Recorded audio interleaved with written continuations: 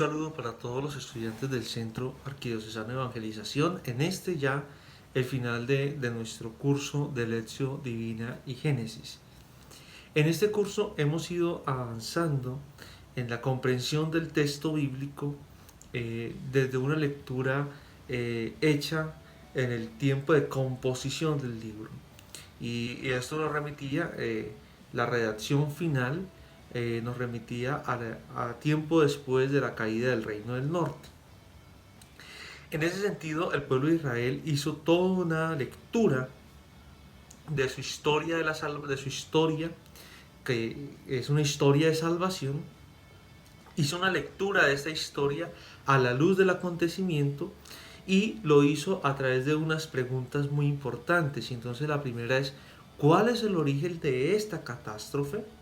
¿Cuál es el origen de esta situación tan difícil? ¿Cuál es el origen de este mal tan terrible?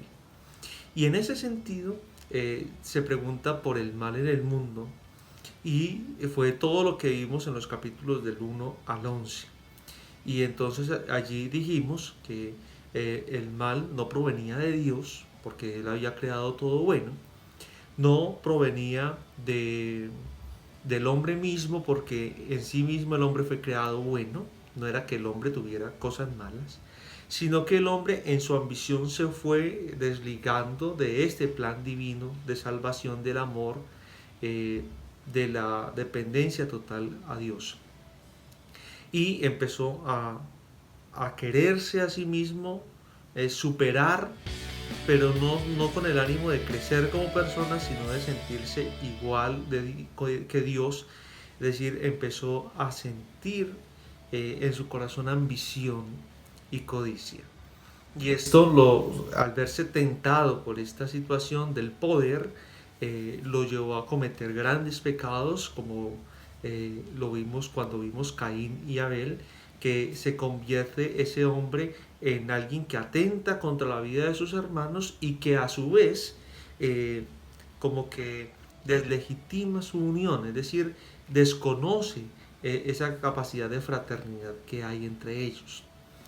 Posteriormente vimos que también el mal proviene de unas estructuras de poder muy difíciles, de unos reinos, de unos pueblos, es decir, unos agentes externos a Israel, y hablábamos de la descendencia de Caín. Pero a su vez, también, al final, descubrimos también que el mal tiene también una raíz dentro del mismo pueblo de Israel, es decir, los que se creían buenos, la descendencia de Set y la descendencia de Noé, son ellos, aquellos que se creen buenos, pero que en realidad no lo son, sino que también tienen mal en su corazón.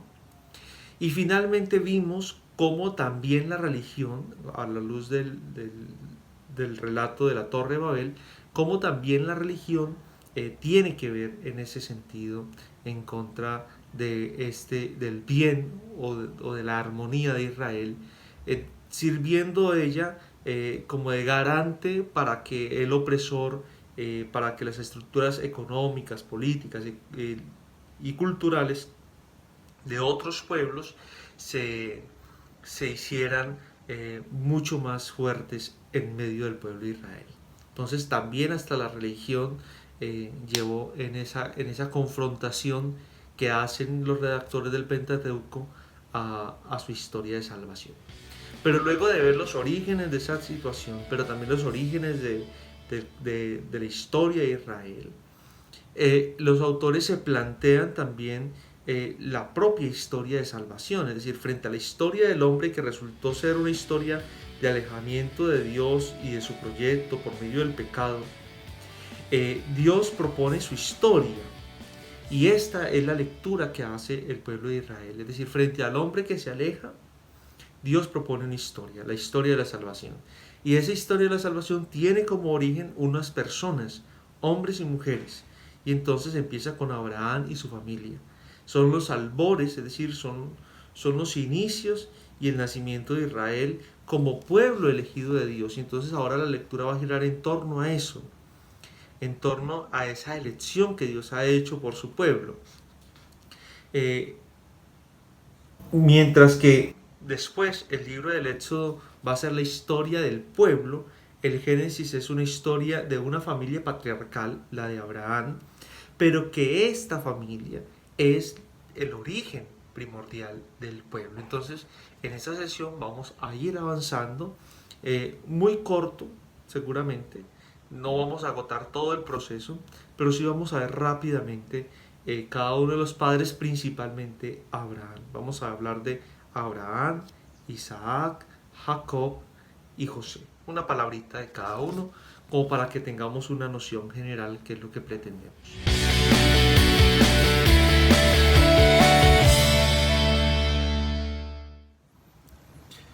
Bueno, muy bien. ¿Qué podemos decir entonces de Abraham? Lo primero es que no se llamaba Abraham, sino que se llamaba Abraham, que significa Padre Venerado. Pero Dios le cambia el nombre y le pone Abraham, que significa Padre de una muchedumbre. Eso está en el capítulo 12. Y con esto ya significa, ya pone en significación su nombre, su misión. La misión en la Biblia, el nombre en la Biblia, va a estar mediada por su misión. Así como el nombre de Jesús, que significa Dios está salvando, en Abraham su nombre será Padre de una muchedumbre, Padre de muchos. Dios le cambia ese nombre en condición de que va a ser el padre de una gran nación, de un gran pueblo, de su pueblo, el pueblo de Israel. Y que en su nombre se va a establecer una alianza con el pueblo. Y esa alianza es la que se mantendrá a lo largo de toda la historia de la salvación. Incluso cuando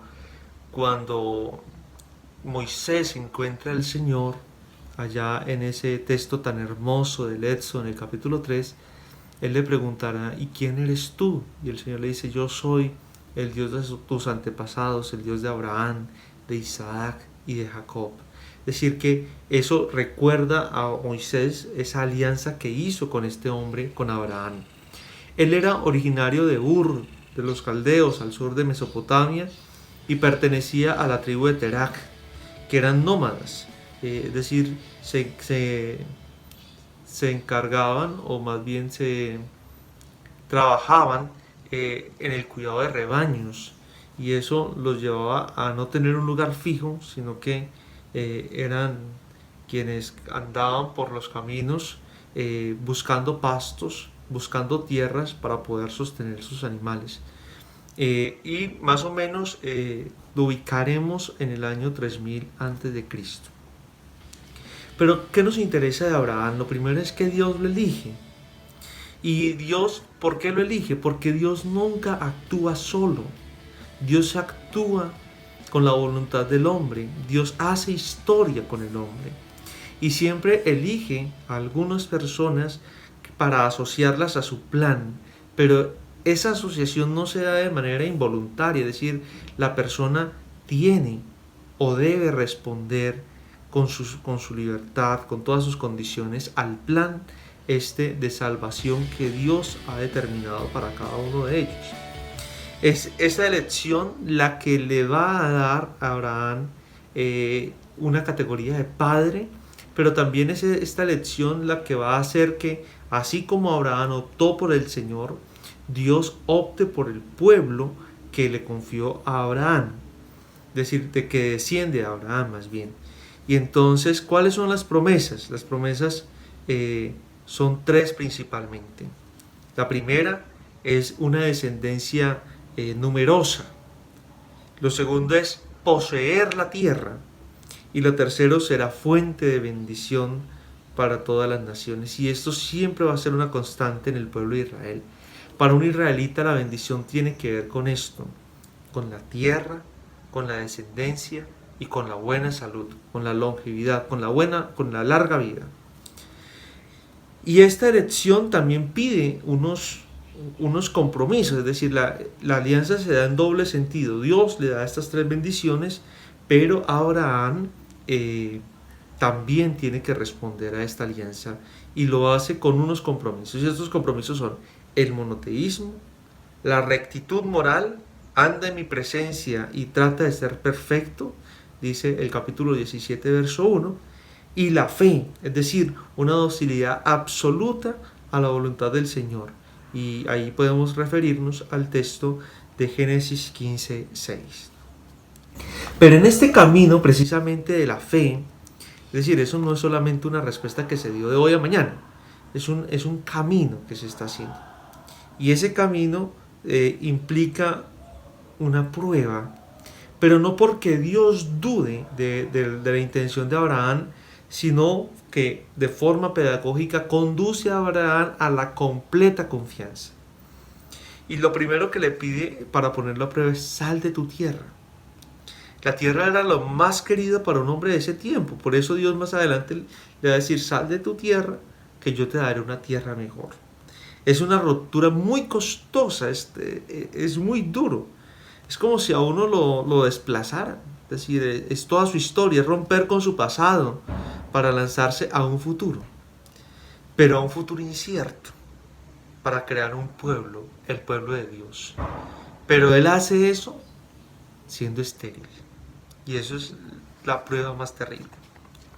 Una de las pruebas que más conocemos nosotros de Abraham, o la gran prueba de Abraham, va a ser que su hijo, el hijo de la descendencia, el hijo de la promesa, Isaac, tendrá que ser sacrificado. Eso está en el capítulo 22. Después de la esterilidad de Sara, su mujer, que le concedió a su hijo Isaac, después Dios le pide eso que le dio, sacrificar a su hijo. Es una prueba enorme. Y la respuesta de Abraham a estas pruebas de fe es no preguntar, no discutir, sino creer, confiar y obedecer. Eso es grandioso. Eso todos los cristianos, yo creo, que deberíamos aprenderlo, y por eso Abraham es el Padre nuestro común en la fe, con los judíos, con los musulmanes y nosotros los cristianos. Frente a esta respuesta generosa de Abraham, Dios lo premia. Y Dios lo premia por su fidelidad. Y lo premia con esas 3 bendiciones: con la descendencia, y le concedió una descendencia enorme, no solamente el pueblo de Israel, sino también todos los creyentes, porque es en razón a su fe. Segundo, su tierra, la tierra de Canaán, que es esa tierra muy importante, porque esa tierra geográficamente y económicamente es muy fructífera. Es conocida como la luna fértil de Mesopotamia, y es el lugar donde se puede dar casi que todo cultivo. Es una tierra, y además está muy cerca al mar, tiene afluentes hídricos. Entonces es una tierra muy rica en todo lo que se necesita para crear una gran civilización. Y lo segundo es esa bendición que se da en relación a la alianza que está eterna, que será eterna. Y esa alianza la va a sellar a Abraham con un signo, el signo de la circuncisión.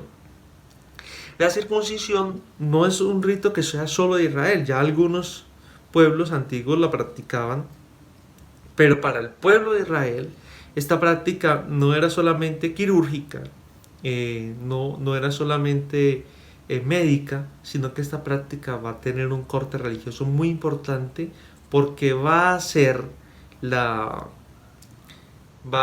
esa expresión de que Dios ha hecho una alianza con su pueblo, y la circuncisión es como la cédula, es decir, le va a dar la ciudadanía, le va a dar la pertenencia a ese pueblo de Israel, es decir, y también a la alianza que Dios ha hecho con ese pueblo. Esa circuncisión más adelante será abolida definitivamente por los apóstoles en Hechos 15, cuando se haga la gran asamblea de Jerusalén, y será sustituida por el bautismo. Diríamos que la circuncisión es una prefiguración, es una imagen que antecede al bautismo.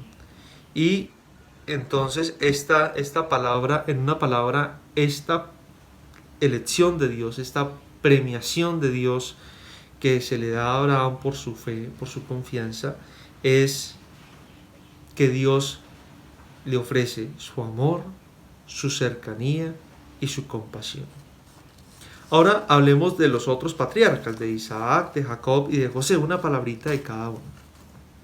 Isaac, su historia la encontramos de los capítulos 25 al 28 del texto bíblico del Génesis.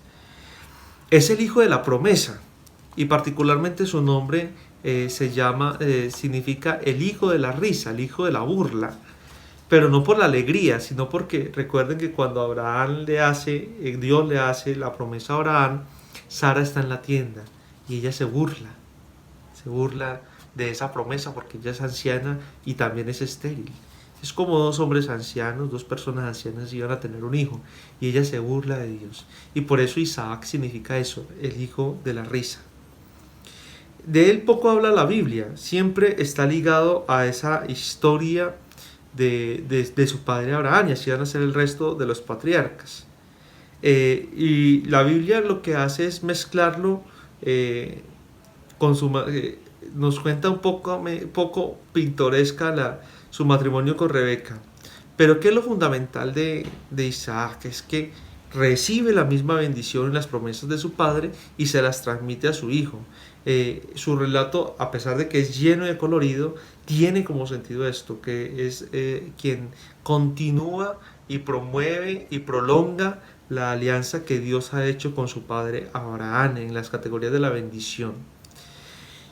Se las transmite a su hijo Isaac, y si la historia a su hijo Jacob, perdón, si la historia de Isaac es una historia llena de colorido, pues la de Jacob será totalmente más pintoresca. Estas historias se encuentran entre los capítulos 25 y 33 del texto. Jacob significa el tramposo, el hijo de la trampa, el que suplanta. ¿Por qué? Porque suplantó a Esaú en la bendición paterna, y eso lo hace con un guisado de lentejas. Es un relato muy interesante que nos puede ayudar a conocerlo. Pero más tarde él tiene como una lucha con Dios, y esto es un pasaje importantísimo para entender a Jacob, capítulo 32, versos del 23 al 33. Este texto se podría decir que es la vocación de Jacob, y es que ahí Dios le cambia el nombre por Israel, que significa Dios es fuerte. Después de esa pelea de toda una noche en la que Jacob termina diciendo: he peleado contra algo que no es humano, contra Dios mismo, ese ángel, que es signo de Dios, le va a dar en la rodilla, y él va a quedar cojo toda su vida, para significar que siempre depende de otro, y le cambia su nombre por Jacob, que significa Dios es fuerte.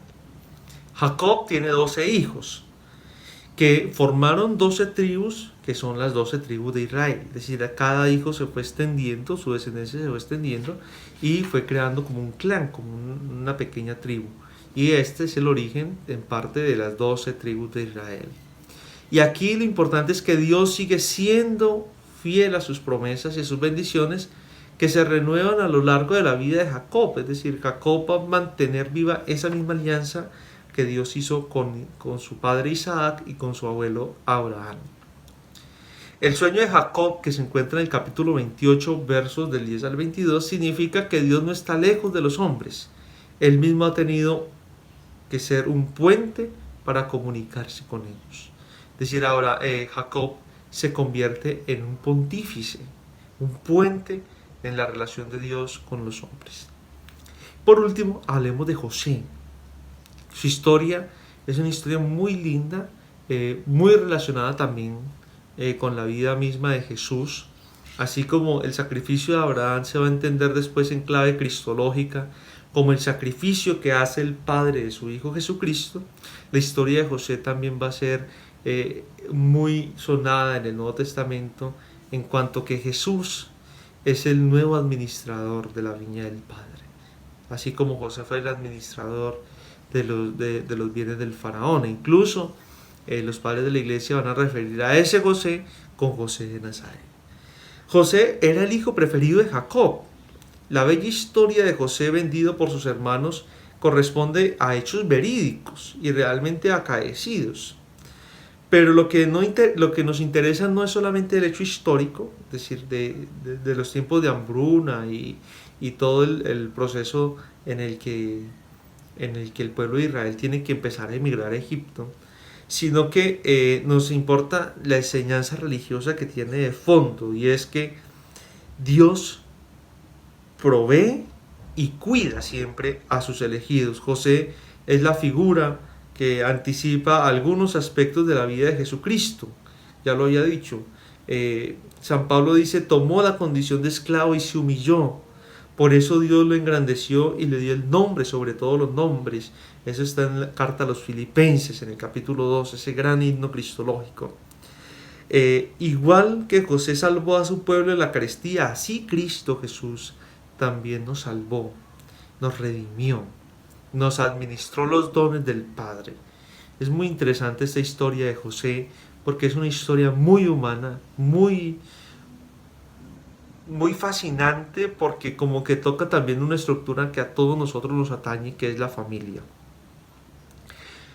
Habiendo entonces hecho ese panorama y ese largo recorrido, pero muy rápido, por los padres y madres de la historia de Israel, ahora veamos como el contenido teológico en unos 5 punticos de estos capítulos 12 al 50.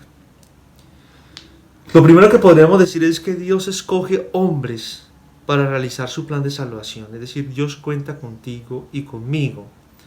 Lo segundo es que frente a esa elección, Dios pide obediencia y fe, disponibilidad total. Y bueno, y una cosa muy interesante, las pruebas son una ocasión maravillosa para demostrar la preferencia de Dios, es decir, Dios se pone a prueba porque te prefiere. Y cuarto, Dios es siempre fiel a su promesa. Dios nunca rompe su alianza, Dios nunca rompe un juramento, una palabra que se nos haya dado. Y por último, el pueblo de Dios se acoge, el pueblo de Dios se escoge en un pueblo que va gestándose en el camino mismo de la historia, es decir, es un pueblo que se va haciendo al andar. No es un retorno hacia sí mismo, sino que es un camino. Es decir, la historia de Israel no remite únicamente a los orígenes de Abraham, sino que es a su historia, al camino que él hizo con Dios, que le da como origen. El pueblo de Dios camina así como Abraham camina hacia una nueva patria, hacia una nueva tierra, hacia una promesa.